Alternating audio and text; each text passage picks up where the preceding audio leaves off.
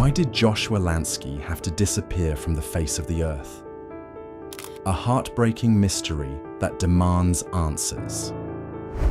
It's a question no sister should ever have to ask, yet here we are. Why did you want Joshua Lansky to vanish from the face of the earth? The weight of this question hangs heavy in the air, a suffocating cloud of grief and confusion. Joe Lansky, or Joshua, as his family lovingly called him, wasn't just a good man. He was the kind of person who radiated kindness, whose presence made the world feel a little brighter. Everyone who knew him loved him. I loved him. And now, he's gone. Just like that. Snatched away in the most brutal, inexplicable way imaginable. For Ted and Mary Szymanski, Joe's siblings, the pain is unbearable. They will never understand why their brother, a man so full of life, so deeply loved, was taken from them. Joe wasn't just a brother. He was their confidant, their cheerleader, their rock. He was an accomplished professional photographer with a childlike wonder that infused his art with a unique, heartfelt quality. His lens captured the beauty of the world, but now his family is left staring into a void of unanswered questions.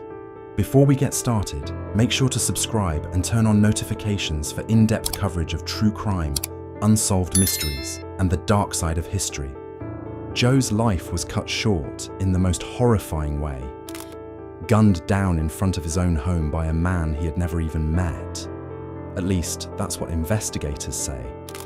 But for his family, the story doesn't add up. The Szymanski family, once a tight-knit unit bound by unbreakable love, is now fractured, their hearts shattered as they demand justice for Joe. They've turned to true crime news outlets, hoping that by sharing Joe's story, they can keep his memory alive and perhaps uncover the truth that has eluded them. To truly understand Joe's story, you have to start at the beginning. Picture this. The Szymanski family home in Michigan, a place where love and laughter were as abundant as the air they breathed. It was here that Joe, Mary, and Ted formed an unbreakable bond, a bond that would carry them through life's ups and downs. They were the kind of siblings who rooted for each other on the sports field and in life, always there to lift one another up. Joe used to joke that they grew up in a beaver cleaver family, idyllic, wholesome, and always together. Even when they attended the University of Michigan at the same time, their connection remained strong. Joe's journey eventually took him to Washington, D.C., where he pursued his passion for photography. But no matter where life took him, he remained the same kind, approachable person he had always been. How could someone so universally loved be so brutally taken away? The tragedy began with a phone call that no family should ever receive. Joe's ex-wife called to say that he wasn't home when she arrived to drop off their children. This was unusual. Joe was a devoted father, and his kids were his world. For him not to be there didn't make sense. "I'm pretty sure I fell to my knees right there," Mary says, her voice trembling with emotion. "I thought Joe would never not be there." As the hours turned into days, the family's hope began to fade.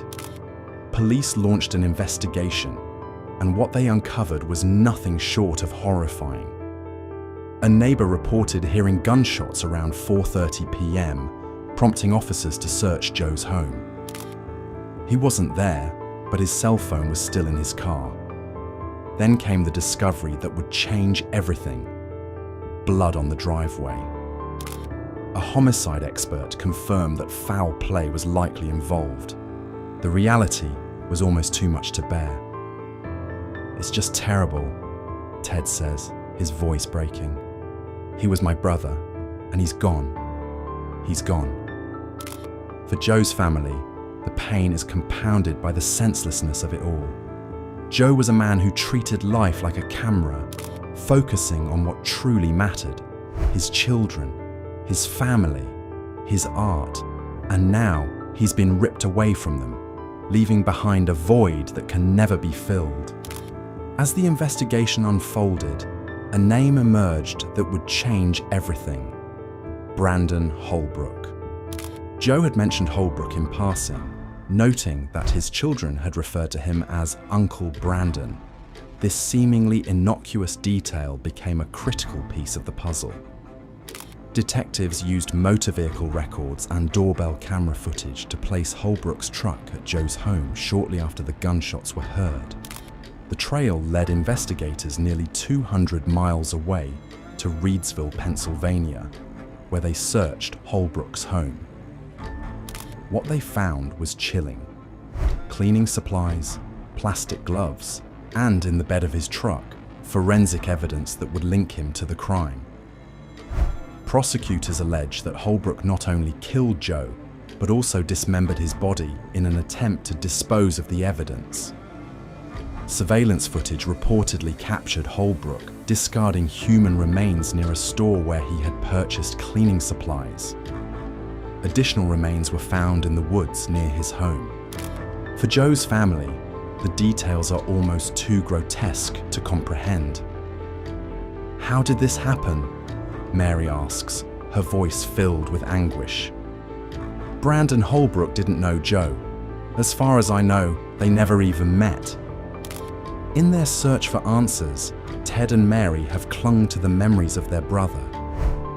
They recall a recent text from Joe in which he asked them to ensure that a $1 million insurance policy would go to his children in the event of his death.